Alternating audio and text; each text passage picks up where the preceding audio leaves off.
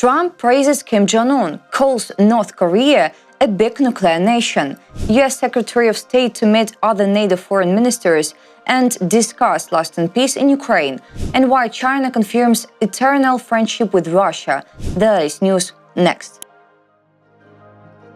Analysts at the Institute for the Study of War have said that the United States, Ukraine, and Russia are unlikely to agree on the terms of a full ceasefire within the next 3 weeks. Reported by RSW. US President Donald Trump has spoken of a psychological deadline for Putin to agree to a ceasefire.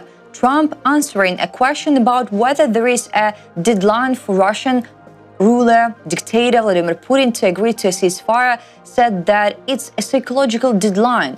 Trump added, "If I think that Russia tapping us along, I will not be happy about it." Finnish President Alexander Stubb said that during his meeting with Trump, he suggested the 20th of April as a potential deadline for complete ceasefire. Russia is unlikely to agree to a full ceasefire without any conditions within 3 weeks, given that Russia has demanded that the West provide some sanctions relief as a precondition for a temporary Black Sea ceasefire.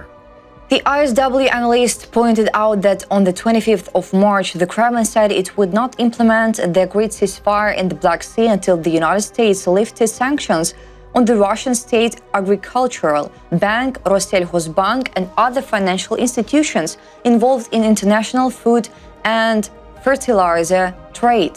Bloomberg reported on the 28th of March that Russia was demanding that the European Union reconnect Rossельхозbank to the SWIFT international banking system as a prerequisite for implementing the Black Sea Agreement. Analysts stressed that Russia wanted to determine whether the United States would meet its demands on encourage European partners to support the easing of sanctions. On the 11th of March, during talks in Saudi Arabia, Ukraine declared its readiness to introduce a 30-day ceasefire, provided that Russia also adheres to it. Analysts added that Ukrainian and American officials continued to discuss the terms of the ceasefire for 3 weeks after the 11th of March. In the analyst's opinion, this indicated that the terms of the ceasefire had not yet been fully finalized. Today, on April 1st, German Foreign Minister Annalena Baerbock and her Latvian counterpart Kęstutis Budveris arrived in Kiev. The official X account of the Lithuanian Foreign Minister reports arrived to free Kiev to express Lithuanians' unwavering support to brave Ukrainian nation. "We will continue standing by your side in your fight for freedom and sovereignty. Lithuania supports strong, resilient, and prosperous Ukraine in the Europe. Разом до перемоги," the Minister of Foreign Affairs of Lithuania stated. In addition, German Foreign Minister Annalena Baerbock also arrived in Kiev. According to Bild, she was met by her Ukrainian counterpart Andriy Sybiga. This is her 11th visit to Ukraine and likely her last in this position. On site, Baerbock announced further financial support. In particular, Berlin will provide Kiev with another 130 million euros, $140 million in humanitarian aid and stabilization funds today. Given the deadlock in relations between the U.S. and Russia, it is absolutely necessary that we show we stand by Ukraine and support it now more than ever. About support for Ukraine from Lithuania and Germany. Support for Ukraine from Lithuania and Germany during the war has been significant but differs in scale and approach. Lithuania has actively assisted Ukraine from the very beginning of the war, providing military equipment, ammunition, humanitarian aid, and diplomatic support. Germany, though initially criticized for its slow weapons deliveries, later became one of the leading suppliers of heavy weaponry, including Leopard 2 tanks, RST, air defense systems, and Patriot systems. Rubio will visit Brussels to participate in the NATO foreign ministers' meeting. The meeting will discuss security in Ukraine, according to the White House. U.S. Secretary of State Marco Rubio will visit Brussels from April 2nd to April 4th to take part in an important meeting of NATO foreign ministers. The main topic of discussion will be ensuring security priorities for the alliance, including increasing defense investments and achieving lasting peace in Ukraine. The meeting in Brussels will also serve as a platform to discuss shared threats, particularly the challenges posed by China to the Euro-Atlantic and Indo-Pacific alliances.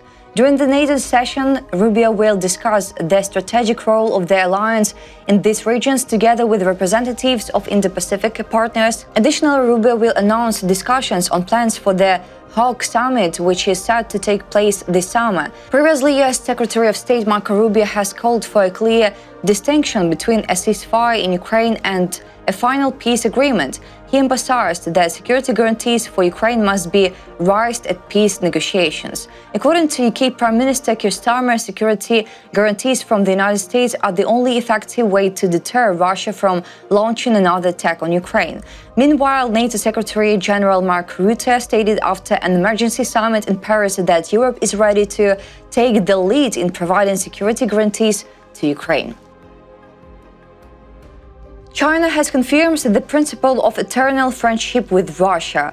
Beijing would also like to take an active part in resolving the Ukrainian crisis, as China calls Russia's war against Ukraine. China's Foreign Minister Wang Yi stated, "The principle of forever friends and never enemies, enshrined in the China-Russia Treaty on Good Neighborliness, Friendship, and Cooperation, serves as a strong legal foundation for advancing strategic cooperation." Wang Yi is on a 3-day visit to Moscow for talks on strategic cooperation. China and Russia announced a no-limits strategic partnership just days before Russia's invasion of Ukraine in February 2022. Over the past decade, Chinese President Xi Jinping has met with Vladimir Putin more than 40 times. Since then, they have agreed to deepen ties and cooperate on issues such as Taiwan, Ukraine, and their shared rivalry with the United States. Wang Yi stated that the current global conditions require major powers to act as stabilizing forces, and he welcomed steps taken by Russia and the US to improve relations. Wang Yi also dismissed the idea that US President Donald Trump is trying to support Russia to turn it against China, condemning such notions as a relapse into outdated, confrontational, and bloc-based thinking. About negotiations on Ukraine, Wang said that recent talks on a ceasefire in Ukraine have already yielded some results and should continue despite different perspectives and the complex battlefield situation. He added that a peace agreement must be binding and acceptable to all parties, reiterating that Beijing is ready to play its role in resolving the conflict in Ukraine. Xi Jinping has been pushing for greater Chinese involvement in peace negotiations since the early days of the war, which marked its 3rd anniversary in February. Beijing has proposed general principles for ending the war independently and jointly with Brazil, but its ideas have been met with lukewarm reception. The principle of forever friends and never enemies, enshrined in the China-Russia Treaty on Good Neighborliness, Friendship, and Cooperation, serves as a strong legal foundation for advancing strategic cooperation. With this statement, he essentially echoed Moscow's stance, which insists that to end the war, its root causes must be addressed, meaning the existence of a sovereign Ukraine. According to a poll by the Razumkov Center, most Ukrainians consider China a hostile country. The only countries viewed more negatively by Ukrainians are Russia and its allies, Iran, Belarus, and North Korea. Only 22% of Ukrainians trust China as mediator in possible negotiations between Ukraine and Russia, while 62% are unwilling to entrust Beijing with such mediation. The USA maintains contact with North Korea and has hinted at the possibility of resuming negotiations with Kim Jong-un, according to Kyodo News. US President Donald Trump stated that there had been communication between his administration and North Korea. He referred to the DPRK as a big nuclear nation and its leader Kim Jong-un as a smart guy. When asked whether he planned to resume contact with Pyongyang or personally reach out to Kim Jong-un, Trump responded that he would do something at some point. "We have a great relationship. He's a smart guy," Trump said. He also noted that maintaining contact with Kim is important, but did not specify what steps he had in mind. In 2018, Trump became the first US president to hold personal negotiations with Kim in Singapore. Later in 2019, 2 more meetings took place, but they did not yield any results, as the parties failed to agree on North Korea's denuclearization in exchange for sanctions relief. The situation worsened after Russia's full-scale invasion of Ukraine, when North Korea began actively cooperating with Moscow in the military sphere. According to former Biden administration officials, no significant progress has been made in curbing North Korea's missile and nuclear ambitions, although the US has called for dialogue between the countries without preconditions. There is speculation that during his second presidential term, Trump might resume negotiations with Kim Jong-un, but without demanding the complete dismantling of North Korea's nuclear arsenal. That's all for today. Thanks for watching this video. Like and subscribe.